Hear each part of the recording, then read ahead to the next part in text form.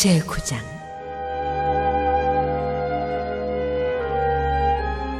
여호와께서 다시 솔로몬에게 나타나시다.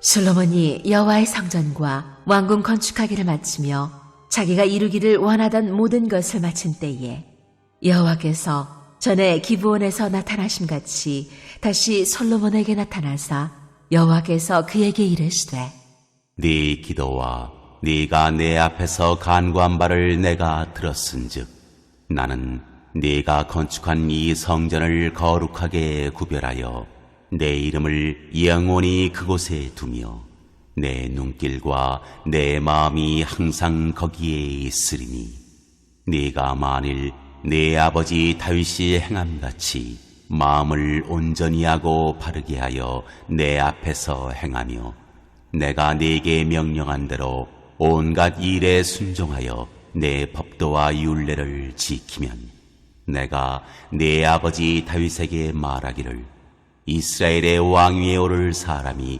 네게서 끊어지지 아니하리라 한대로 네 이스라엘의 왕위를 영원히 견고하게 하려니와 만일 너희나 너희의 자손이 아주 돌아서서 나를 따르지 아니하며 내가 너희 앞에 둔 나의 계명과 법도를 지키지 아니하고 가서 다른 신을 섬겨 그것을 경배하면 내가 이스라엘을 내가 그들에게 준 땅에서 끊어버릴 것이요 내 이름을 위하여 내가 거룩하게 구별한 이 성전이라도 내 앞에서 던져버리리니 이스라엘은 모든 민족 가운데에서 속담거리와 이야기거리가 될 것이며 이 성전이 높을지라도 지나가는 자마다 놀라며 비웃어 이르되 여호와께서 무슨 까닭으로 이 땅과 이 성전에 이같이 행하셨는고 하면 대답하기를 그들이 그들의 조상들을 애굽 땅에서 인도하여 내신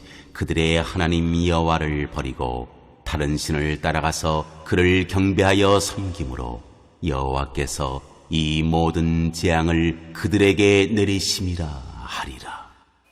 주님의 이름으로 환영합니다. 2021년 3월 10일 수요 예배 시간입니다. 오늘은 성경 인물 연구 솔로몬에 대하여 우리가 함께 알아보도록 하겠습니다. 이스라엘 왕국 가운데 아마 다윗 왕 다음으로 가장 유명한 왕이 있다면 그것은 필시 솔로몬 왕이 아닐까 싶습니다. 솔로몬은 지혜의 왕으로 알려져 있고 당대의 최고의 부와 명성과 그리고 평화를 가져왔던 왕으로 알려져 있습니다. 우리는 흔히 교회에서나 가정에서 자신의 어떤 어려운 문제에 부딪혀 기도할 때 또는 어린 자녀들의 미래를 위해 부모님들이 기도하거나 교회에서 기도할 때 지혜를 달라고 종종 기도합니다. 이때 솔로몬과 같은 지혜를 달라고 함께 이름을 덧붙여 기도하기도 합니다.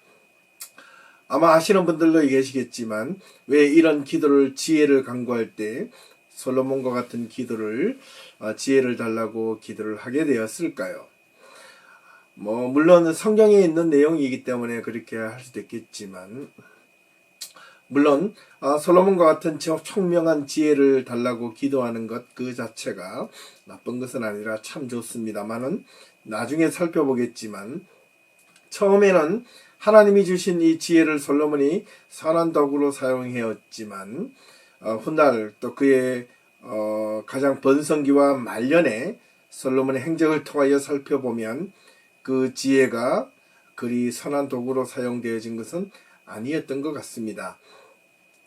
무엇보다도 솔로몬이 지혜의 왕으로 불려지게 된 것은 여러분들이 대부분 알고 계실 터인데 아마도 왕이 되고 난 이후에 솔로몬이 왕위에 오른 뒤에 기브온에 있는 산당에 올라가 1000번 동안 제사와 기도를 드리고 난 뒤 하나님께서 그 꿈에 나타나셨습니다. 그래서 솔로몬에게 너에게 무엇을 구하든 주겠나라고 하였을 때 솔로몬이 이때 백성들을 바르게 자기가 왕으로 되고 난 이후에 이 자기의 이스라엘 백성들을 바르게 재판할 수 있는 선악을 분별할 수 있는 능력을 달라고 구했던 것입니다. 이때 하나님은 그것을 보고 마음에 들었다고 열왕기상 3장에 기록하고 있습니다. 그리고 이후에 두 여인이 찾아와서 한 아이를 두고 모두가 자기 아이라 하여 솔로몬의 지혜를 통하여 진짜 의미를 찾아준 이야기 때문일 것입니다.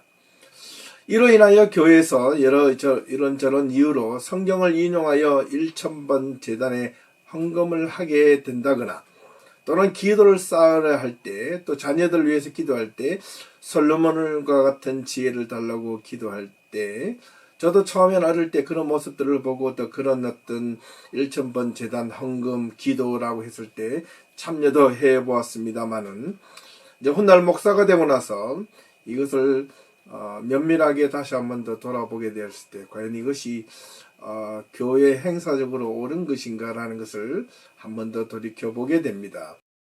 왜냐하면 중요한 것이 그것이 아니라는 것을 알게 되었기 때문에 그렇습니다. 오늘은 솔로몬에 대한 이야기를 하게 될 텐데요. 솔로몬의 이름의 뜻을 한번 살펴보겠습니다. 히브리어는 샬로모라는 말인데 이는 샬롬이라는 평안이라는 말과 연관이 있습니다. 그래서 샬로모라고 하면 평화스러운 사람이라는 말을 가지고 있습니다. 이와 더불어 솔로몬에게는 또 다른 이름 하나를 더 가지고 있었습니다. 그 이름은 바로 여디디아라는 말입니다. 히브리 말로는 데아라는 말입니다. 말은 비슷하고요. 이 말의 뜻은 하나님이 사랑하신다라는 뜻을 가지고 있습니다.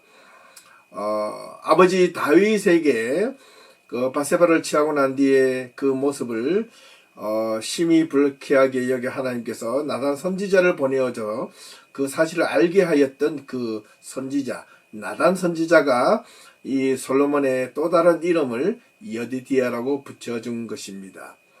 그렇다면 이 솔로몬과 여디디아 그다음엔 정말 그는 평화스러운 사람이었고 하나님의 사랑을 받은 사람이었는가라는 겁니다.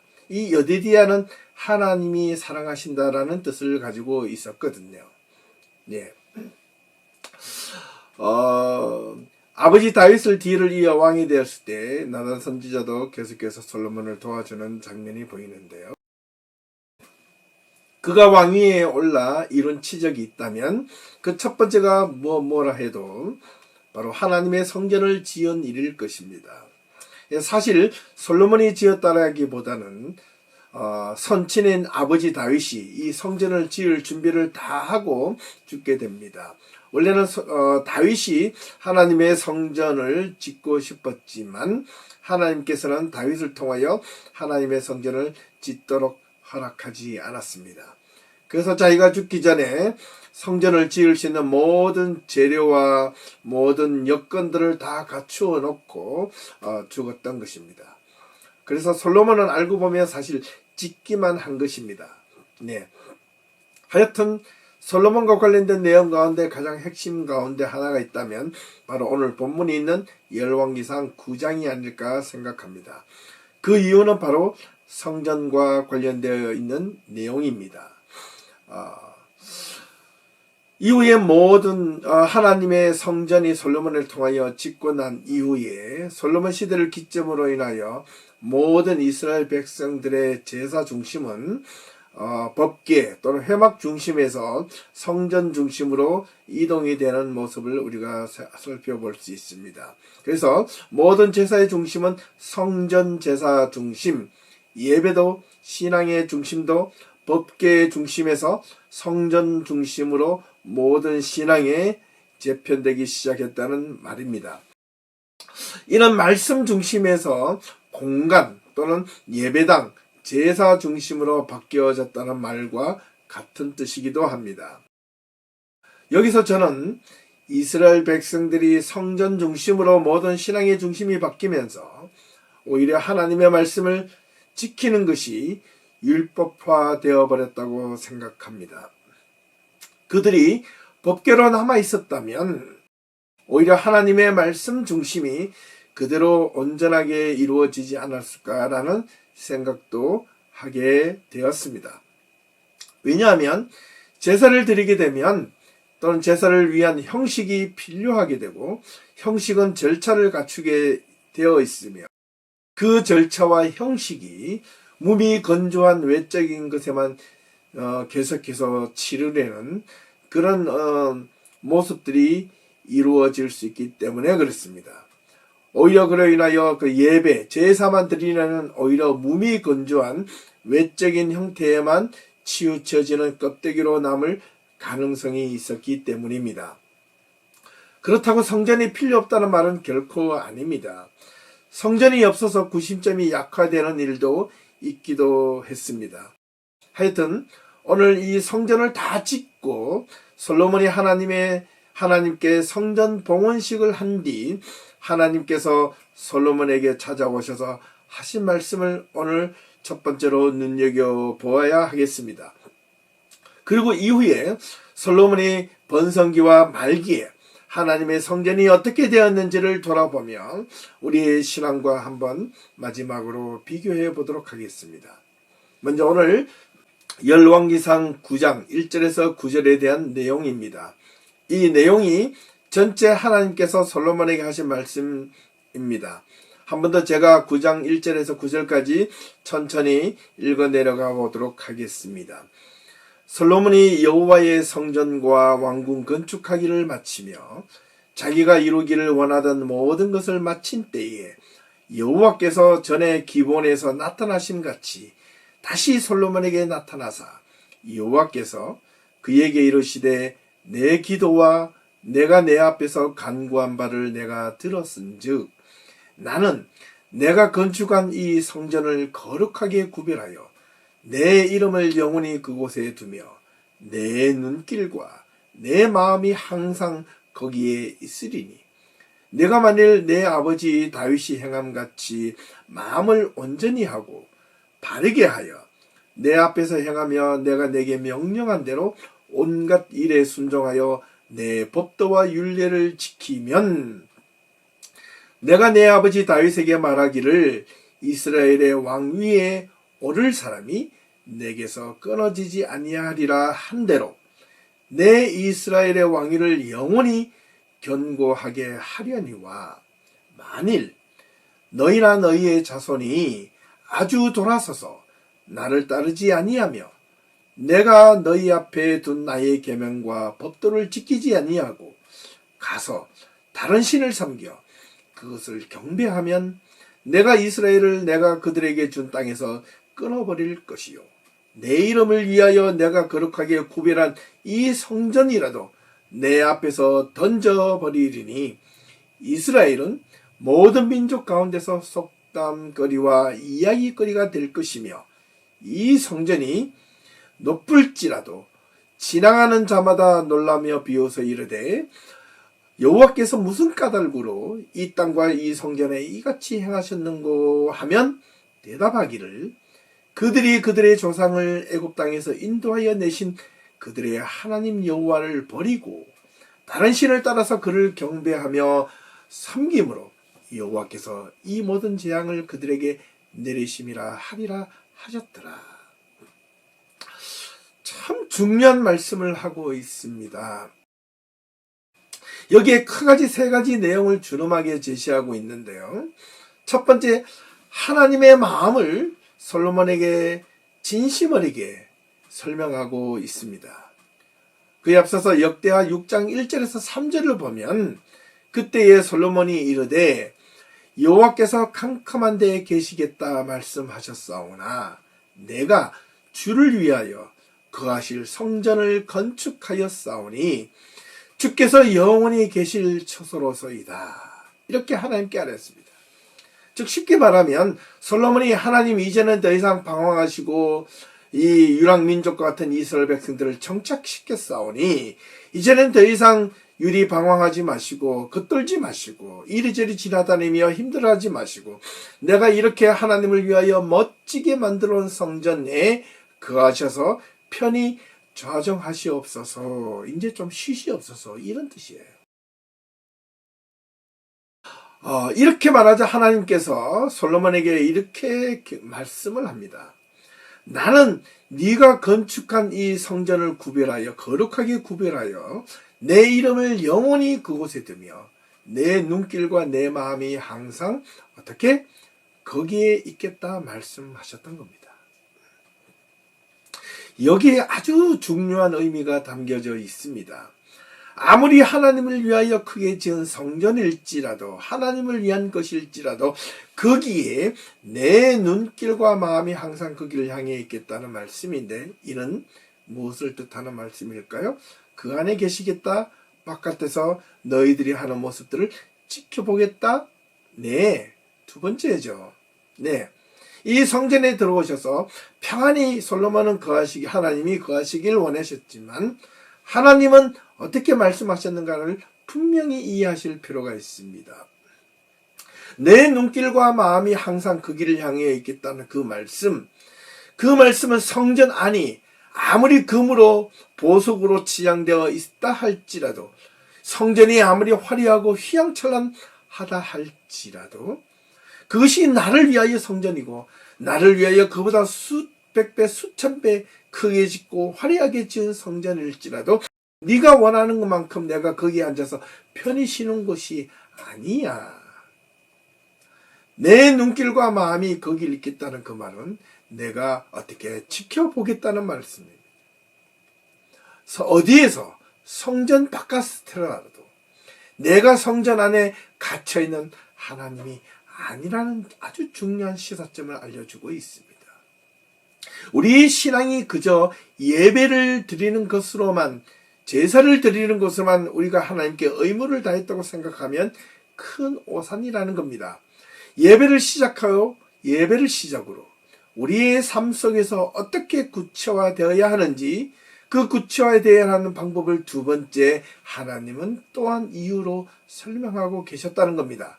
그것이 바로 열왕기상 9장 4절에서 5절인데요.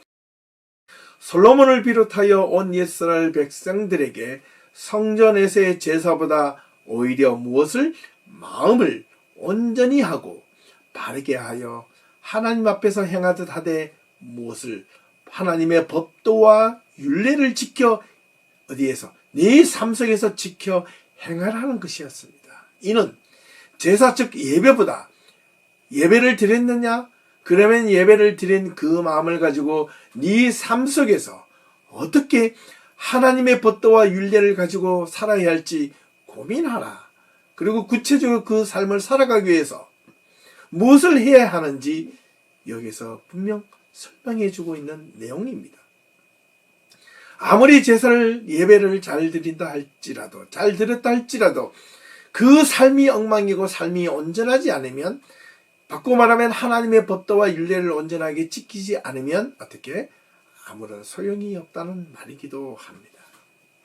그렇듯 네가 제사나 예배를 거창하게 드렸을지라도 그것을 끝이 난 게 아니라 그 드려진 제사의 마음을 가지고 네 삶 속에서 어떻게 말씀을 따라 살아가지 않는다면 어떻게 될 것인지 세 번째 또 그 이유를 설명해 주고 있습니다. 세 번째는 6절에서 9절 말씀입니다. 아무리 제사나 예배를 드리는 것도 중요하지만 삶 속에서 하나님의 백성으로 살아가지 않으면 어떤 결과를 가져오는지 알려주는 내용이었습니다. 하나님은 솔로몬에게 마치 미래의 일을 예견이라도 하시든 준엄한 경고의 메시지를 이 6절에서 9절까지 해주시고 계십니다. 제사를 예배를 아무리 잘 드렸을지라도 네가 네 삶 속에서 하나님의 법도와 율례를 따라 살지 아니하면 만일 그렇지 아니하면 그 땅에서 어떻게 끊어버릴 것이고 여기서 끊어버리다라는 말은 베어버리다, 파괴하다, 소멸시키다는 뜻입니다.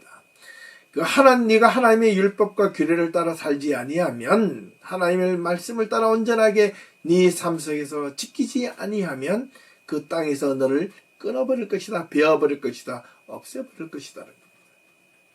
이러한 하나님과의 관계를 끊어버리고 모든 민족들에게 속담거리, 비웃음거리가 되게 하여 그들이 비웃을 때 여호와께서 무슨 까닭으로 이 땅과 이 성전에 이같이 행하였는 거라고 물을 때 그 이유를 대한 답변을 너희들이 여호와를 버리고 다른 신을 섬겼기 때문에 그렇게 되었다라고 말하게 하겠다라는 뜻이었습니다.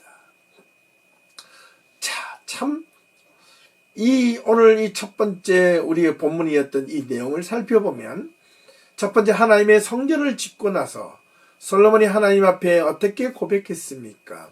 하나님, 내가 하나님의 성전을 멋지게 성전을 건축했사오니 여기가 하나님이 거하실 처소입니다 라고 했을 때 하나님께서 그래, 네가 나를 위하여 거룩하게 구별된 이 성전일지라도 내 마음과 눈이 거기를 향해 있을 것이고 내가 거기를 지켜보겠다는 것입니다.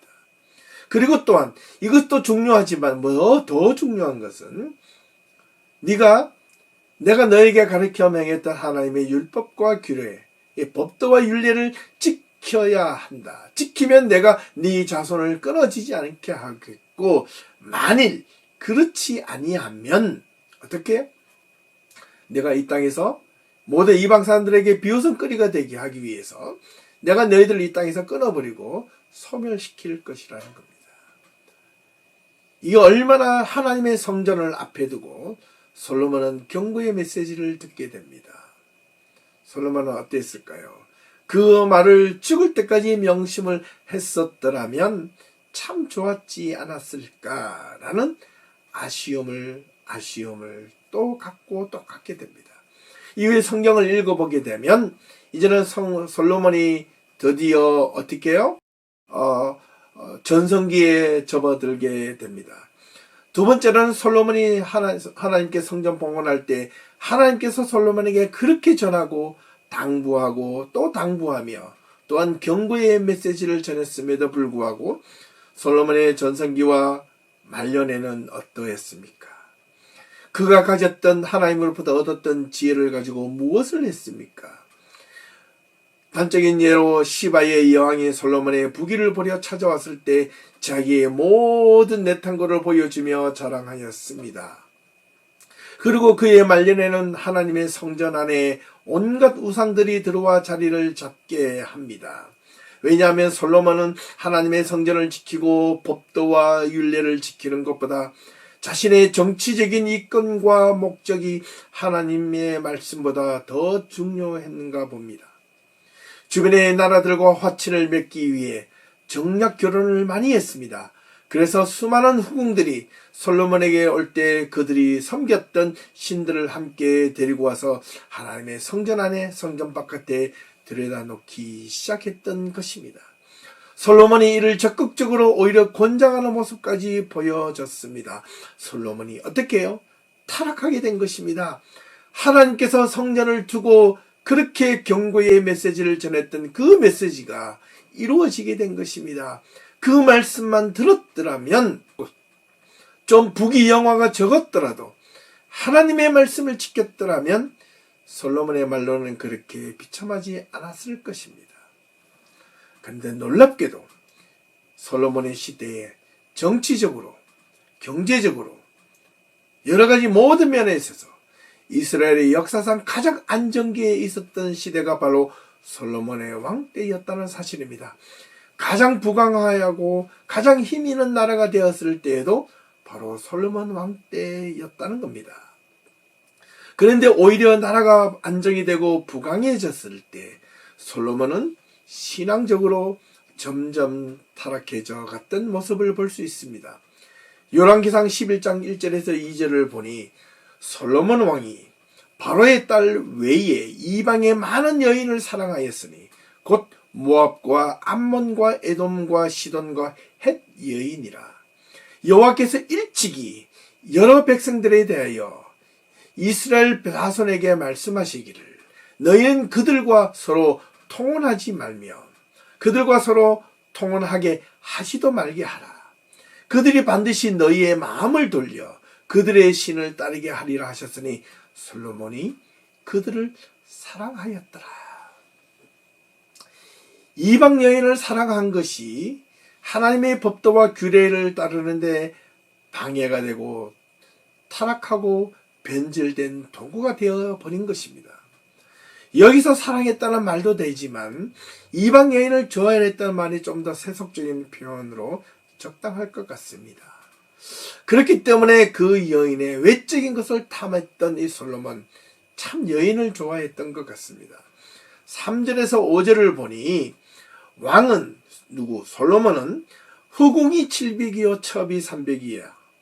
그의 여인들이 왕의 마음을 돌아서게 하였더라라고 신랄하게 비판하고 있는 겁니다.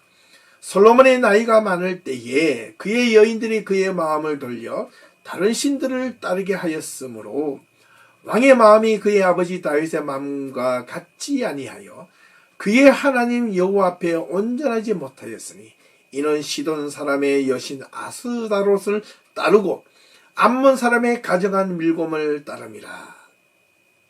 자 보세요. 왕은 후궁이 700이요 첩이 300명이라. 그의 여인들이 왕의 마음을 돌아서게 하였더라. 이미 그는 나라가 부강해지고 나라가 안정이 되기 시작하며 수많은 정치적 정략 결혼을 하면서 많은 후궁들이 솔로몬의 마음을 환심을 사며 또 그들의 육체적인 관계를 맺고 또한 그로 인하여 그들이 가졌던 후궁들의 이방 신들을 가져오며 그것으로 인하여 솔로몬의 마음을 흔들어 놓게 된 것입니다. 그리고 말년 나이가 많을 때는 더더욱 그의 분별력과 시야가 흐려지게 된 것입니다. 아무리 왕일지라도 이렇게 많은 후궁과 첩이 필요할까 싶을 정도로 솔로몬은 이러한 수많은 후궁들과 첩들을 들이며 정략 결혼을 통해 정치적 안정을 꾀하려만 했지 하나님을 오히려 의지하고 붙들고 살려고 했던 마음은 사라진 듯 보여집니다.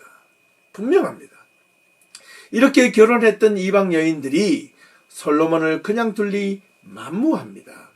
이들은 솔로몬의 마음을 서로 독차지하고자 솔로몬의 마음을 돌려 자기들이 믿고 있는 신들을 따르게 하였으므로 왕의 마음, 즉 솔로몬의 마음이 아버지 다윗의 마음과 같지 아니하여 하나님 여호와 앞에 온전하지 못했다. 진실하지 못했다. 특히 시돈 사람의 여신 아스다롯을 따르고 암몬 사람의 가져간 밀곰을 솔로몬도 섬겼다는 말이 되는 겁니다. 이 정도 되면 솔로몬의 마음은 부패해도 이렇게 부패할 수가 없습니다. 어떻게 이런 지경이 되었을까요? 이런데도 여러분들이 교회에서 기도할 때 솔로몬과 같은 지혜를 달라고 우리 자녀들을 위해서 기도할 때 기도하시겠습니까? 저는 그렇게 기도하지 않습니다. 우리 두 아이가 있는데 그 아이를 위해서 한 번도 솔로몬과 같은 지혜를 달라고 기도하지 않았습니다. 오히려 솔로몬이 받았던 그 지혜를 가지고 솔로몬처럼 되지 않게 해달라고 기도한 적은 있습니다. 어떻게 이런 지경이 되었을까요? 그 이유를 마지막에 한 번 더 살펴보겠습니다. 6절에서 8절을 보면 충격적입니다. 솔로몬이 여호와의 눈앞에서 악을 행하여 그의 아버지 다윗이 여호와를 온전히 따름같지 아니하고 어떻게 모압에 가정한 그못을 위하여 예루살렘 앞에 앞 산당에 산당을 지었고 또 암몬 자손의 가정한 몰록을 위하여 그와 같이 하였으며 같은 산당을 예루살렘 산 앞에 성전 앞에서 산당을 지어주고 이런 말입니다. 또 그가 그의 이방 여인을 위하여 그가 그와 같이 한지라 그들이 자기의 신들에게 분향하며 제사하였더라. 이것은 누가 허락해 주었나요? 솔로몬. 여호와 하나님의 한 분 하나님이신 솔로몬이 자기의 후궁과 첩들을 위하여 그렇게 하나님의 성전 앞에 우상을 섬기고 따르도록 허했다는 겁니다. 허락했다는 겁니다. 9절에서 11절에는 더욱더 충격적입니다. 솔로몬이 마음을 돌려 이스라엘의 하나님 여호와를 떠나므로 여호와께서 그에게 진노하시니라. 솔로몬이 마음을 돌려 이스라엘의 하나님 여호와를 떠나므로 여호와께서 그에게 진노하시니라. 누구에게? 솔로몬에게.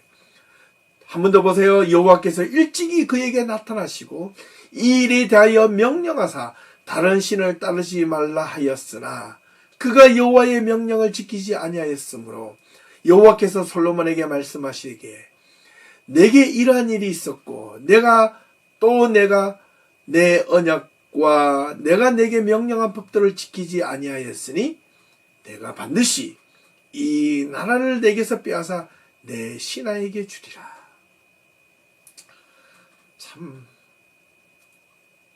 솔로몬이 정신 차렸더라면 남북 이스라엘이 갈라지지 않았을 터인데 하나님이 이미 2번씩이나 솔로몬에게 나타나셔서 다른 신을 따르지 말라고 거듭 말씀하셨다는 겁니다.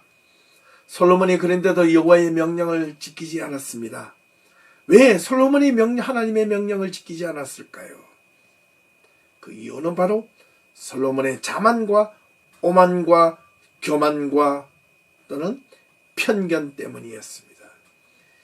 자신이 하나님으로부터 받았던 그 지혜, 자신이 옳다고 믿었던 그 생각이 한번 결정이 되면 자신에게 주어진 그 지혜에 대한 오만과 자만 그리고 교만 또 하나를 더 붙인다면 그 편견이 하나님의 경고의 메시지마저 무시했던 것입니다. 사람이 가지고 있는 선한 지혜도 오만과 자만과 교만과 편견이 들어가면 그것은 분명 악의 도구가 될 수 있다는 것을 기억하셔야 합니다. 또 솔로몬이 그렇게 된 이후에 사람이 가지고 있는 이 선한 지혜도 자신이 옳다고 생각하지만 잘못된 정보와 판단이 들어가게 됐을 때 이것을 편견이라고 말하지 않습니까? 아무리 선한 의도를 가지고 있다 할지라도 그 자체로서 편견이 있을 때 불의의 도구가 될 수 있다는 것을 명심해야 합니다. 이것은 분명 솔로몬의 모습을 통하여 보여주고 있는 내용이라 말할 수 있겠습니다. 앞서서 솔로몬이 처음 왕이 되었을 때 열왕기상 3장에 보면 어디에서 1000번제를 기도를 드렸다고 기록하고 있습니까? 바로 기브아 산당입니다. 그곳이 어디인가요? 그 산당은 이방인들이 드리는 제사 드리는 곳이었습니다. 왜 솔로몬은 예루살렘 성전 안에 있는 다윗이 드렸던 하나님의 법궤가 있는 회막에서 거기에서 기도를 하지 않고 왜 기브아 산당까지 예루살렘에서 베들레헴까지 약 한 8km 떨어져 있는 그곳까지 매일같이 그곳을 들락날락하며 그곳에서 제사드리며 기도했을까요? 혹시나 이것은 하나님께 또한 이스라엘 백성들에게 나는 이렇게 하나님께 기도합니다. 예배드리고 제사합니다. 라고 보여주기 위한 너무 억지인 것 같은가요? 혹시나 쇼맨십은 아니었을까? 이런 생각까지 하게 되는 것입니다. 저 같으면 오히려 하나님의 법궤가 그 있는 곳 회막 앞마당 이 성소와 지성소까지 못 들어간다면 회막 앞에 있는 그 자갈마당 그 마당 앞에 돗자리를 깔고서라도 거기에서 눈이 오든 비가 오든 그 법궤 앞에서 하나님 앞에 무릎 꿇고 기도했더라면 소리 소문 없이 보이지 않는 곳에서 골방에 들어가 기도했더라면 더 낫지 않았을까? 솔로몬이 예루살렘에서 기브아 산당까지 왕이 행차하면 왕이 혼자 몰래 가서 기브아 산당까지 꼭대기까지 올라가서 기도했겠습니까? 수많은 신하들과 시녀들을 데리고 같이 가지 않습니까? 그러면 멀리서 이스라엘 백성들이 보고도 오늘도 요 솔로몬 왕이 기도하러 하나님께 기도하러 행차하시는구나. 그런 모습을 혹시나 보여주기 위한 쇼맨십은 아니었을까? 우리는 이 모습을 보고 우리의 신앙은 어떻게 진정 가져야 하는지 제대로 깊이 반성할 것이 있다면 무엇인지 한번 마지막 이 전체 솔로몬의 삶을 통해 결론을 맺어 보겠습니다. 첫 번째 솔로몬은 첫 출발은 하나님께 합당한 믿음을 가지고 출발하려고 분명히 노력했습니다. 그로 인하여 하나님으로부터 지혜를 얻었고 또한 지혜를 통하여 온 이스라엘과 유대를 평화스러운 나라로 분명 만들었으나 그것이 오히려 어떻게 독이 되었다는 사실입니다. 고린도전서 1장 25절 말씀이 떠올려집니다. 하나님의 미련한 것이 사람의 지혜보다 낫고 하나님의 미련한 것이 사람보다 지혜 있고 하나님의 약한 것이 사람보다 강하다는 이 고린도전서 1장의 말씀이 떠올려집니다. 솔로몬은 왜 진작 이 고린도전서 1장이 기록되어졌다면, 진작 하나님의 이 말씀이 솔로몬에게 전해주었다면 솔로몬이 조금 더 자제하였을 터인데, 솔로몬이 좀 더 자제할 수 있었을 터인데, 우리는 끊임없이 하나님의 말씀을 온전히 붙들어야 한다는 말은 그 말씀에 의지하여 자신의 능력이나 자신의 머리에 의지하지 말고 하나님의 말씀과 그 깨달음의 끝까지 붙들고 살라는 말이었던 것입니다. 두 번째, 잘 나갈 때, 평안할 때, 안전할 때, 아무런 문제가 없을 때 오히려 조심해야 한다는 것을 알려주고 있습니다. 사람은요, 위험하고 어려운 일을 겪을 때는 그 어렵고 힘든 문제를 해결하기 위해서 그곳에만 집중하기 때문에 다른 생각을 할 겨를이 없습니다. 하지만 하던 일이나 사업, 그리고 집안의 어렵고 힘든 일이 좀 문제가 평안 없이 해결되거나 평안하고 안전하다고 느껴질 때, 그때 다시 긴장을 놓치고 마음을 잡지 못하고 켰는지를 할 수 있다는 것입니다. 이 솔로몬 시대가 가장 정치적으로, 국제 정세적으로, 경제적으로 부강했던 시기라고 말씀드렸습니다. 솔로몬에게 돌아보면 아무런 주변국으로부터 자신 이 유대 땅이 위협을 받을 그 대상이 거의 없었습니다. 그렇기 때문에 이 솔로몬은 어찌 보면 가장 편만하고 안전하고 부도 많았던 이 시기에 그가 할 수 있었던 일은 무엇이었겠습니까? 하나님의 말씀을 따르고 지키는 것이 더 올바르게 그렇게 갔어야 마땅한데, 그 하나님의 말씀을 지키고 따르는 것보다 곁눈질을 하게 된 것입니다. 솔직히 돌아보면 이후에 남북 이스라엘 왕조로 갈라지지 않습니까? 하나님께 등을 돌려 타락했던 수많은 왕들이 있었지만 그 대표적 인물들 가운데 가장 악한 왕으로 알려져 있는 이 아합 왕이나 이 므낫세 왕보다도 저는 더 부패하고 타락했던 왕이 저는 오히려 솔로몬이 아니었던가라고 감히 저는 평가하고 싶습니다. 그 이유는 아합이나 므낫세와 같은 왕은 처음부터 악한 마음을 작정을 하고 시작했습니다. 그러나 솔로몬은 그 이름과 평화, 그리고 여디디아는 이름, 하나님이 사랑하시는 자, 그 이름값을 처음에는 하고자 출발했으나 나중에는 이름값도 못했다는 것입니다. 사람들은 말씀하죠. 예, 어르신들이 종종 이런 말씀합니다. 어떤 사람들이 그 행위가 잘못됐을 때, 아이고, 저 녀석은 지 이름값도 못해. 바로 솔로몬이 그랬던 것 같습니다. 지혜를 얻고 많은 치적을 이루었고 아버지 다윗이 이루지 못한 하나님의 성전까지 지어 봉헌할 정도로 열심을 냈고 좋은 일도 많이 했지만 그것이 다 무슨 소용이 있습니까?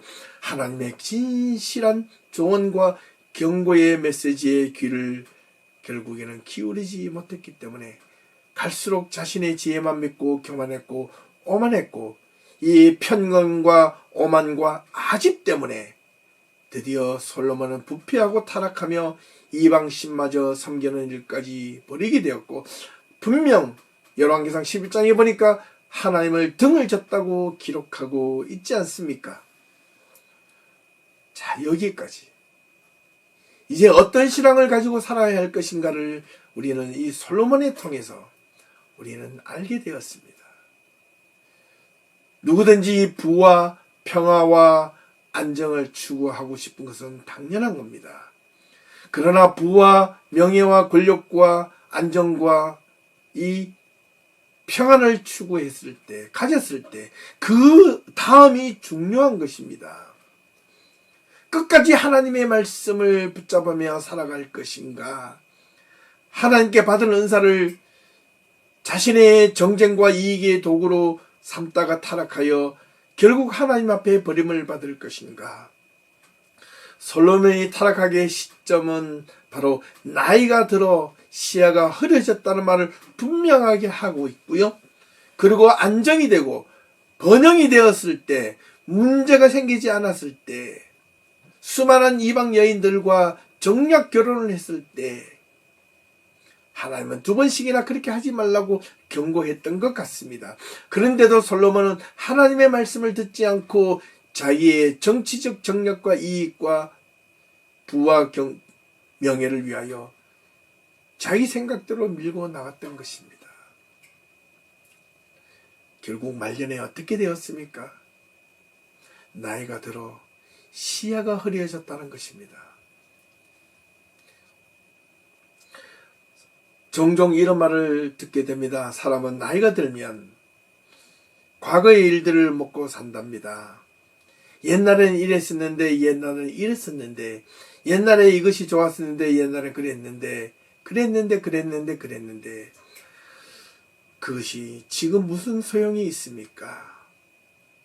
문제는 지금입니다. 지금 내 삶과 내 믿음과 내가 하나님 앞에서 시야가 흐려지고 있는가 아닌가를 분명하게 살펴볼 수 있어야 합니다. 우리가 나이가 들수록 하나님 앞에 모세와 같이 시야가 흐려지지 않고 총명해질 수 있기를 기도할 수 있기를 간절히 소망합니다. 나이가 들수록 편견에 빠질 위험성이 있습니다. 그럴수록 더욱더 기도하고 객관적으로 자기의 시각과 눈을 열 필요가 있다는 것을 명심해야 합니다. 나이가 들수록 고집이 세어지지 않습니까? 네. 우리 모든 성도님들은 훗날에 나이가 들어서 늙어갈 때 모세와 같이 죽기까지 눈이 흐려지지 않는 성도들이 다 될 수 있기를 주님의 이름으로 축원합니다. 시야가 자기 입장에서 생각하려고 들려지는 것에서 벗어나야 될 때 하나님의 온전한 뜻과 비전과 말씀을 하나님을 따를 수 있습니다. 솔로몬은 이방신을 섬기면서도 하나님의 성전을 들락날락하지 않았을까요? 했습니다. 예. 자기의 후궁들에게 산당도 지어주고 이방신과 밀곰과 아스타로스 성전의 산당에 들어가 절도 하고 따르면서도 하나님의 성전에 들어가지 않았을까요? 들어갔습니다. 그러면서도 하나님께 의무를 다했다고 스스로 그렇게 말해서는 안 됩니다. 편견이 없는 믿음을 향한 신앙, 온전한 신앙이 여기에서 배워야 한다는 것을 가르쳐주고 있습니다. 시야가 흐려지지 말아야 합니다. 오히려 연로할수록 나이가 들수록 수많은 삶의 경륜과 믿음의 풍부한 지혜와 경험으로 올바르게 믿음의 방향을 제시해주며 또한 새롭게 자라는 이들을 위하여 기도해주고 이끌어줄 수 있는 그런 바른 길을 제시해줄 수 있는 모든 성도님들 그리고 부모님들이 다 될 수 있기를 주님의 이름으로 축원합니다. 부족하지만 제가 그것을 위해서 날마다 붙잡는 것이 있습니다. 그것이 바로 말씀입니다. 제가 제 자신을 마치 연주자와 같이 그런 비유를 해본다면 연주자들이 그런 이야기를 합니다. 내가 하루를 연습을 하지 않으면 내가 알고 내가 이틀을 연주하지 않으면 선생이 알고 내가 3일 일주일을 연습하지 않으면 누가 안다? 청중이 안다고 했습니다. 그런 것처럼 저는 제가 하나님 앞에서 하나님의 말씀을 온전하게 제가 하루만 하나님의 말씀을 붙잡지 않고 마음대로 느긋느긋하게 살다 보면 제가 제 자신을 향하여 네가 하나님의 말씀 붙들지 않았지? 내가 하나님의 말씀과 함께 실험하지 않았지라고 제가 제 자신을 향하여 느끼게 된다는 겁니다. 이때 빨리 정신 차리고 다시 책상 앞에 무릎 앉아가지고 말씀을 펴고 신학책을 펴서 하나님의 말씀이 어떻게 하면 올바르게 성도들에게 전해줄 것인가? 성도들이 어떻게 하면 하나님의 말씀으로 온전하게 바르게 설 것인가? 어떻게 하면 하나님의 말씀으로 성도들이 이 힘든 세상에서 절대로 굴하지 않고 온갖 어려움과 힘듦과 고통이 있으면서도 그것을 넘어서 뛰어넘어서 하나님의 말씀으로 이기고 살아갈 수 있을까? 그것을 어떻게 하면 온전하게 하나님의 말씀으로 전해줄 수 있을까? 이것을 노력하지 않고 이런 열정을 가지지 않는다면 제가 지금 여러분들 앞에 이렇게 설명하는 것들이 무슨 소용이 있겠습니까? 사랑하는 성도 여러분,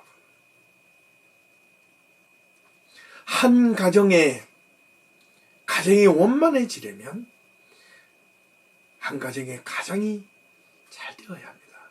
바로 서야 합니다. 한 가정의 가장이 무너지면 가정 전체가 무너집니다. 네. 한 교회 지도자가 믿음의 방향을 잘못 설정하면 교회가 잘못 갑니다. 한 나라의 위정자가 정치를 잘못하면 온 나라가 힘이 듭니다. 그런데요, 성경을 잘 보십시오.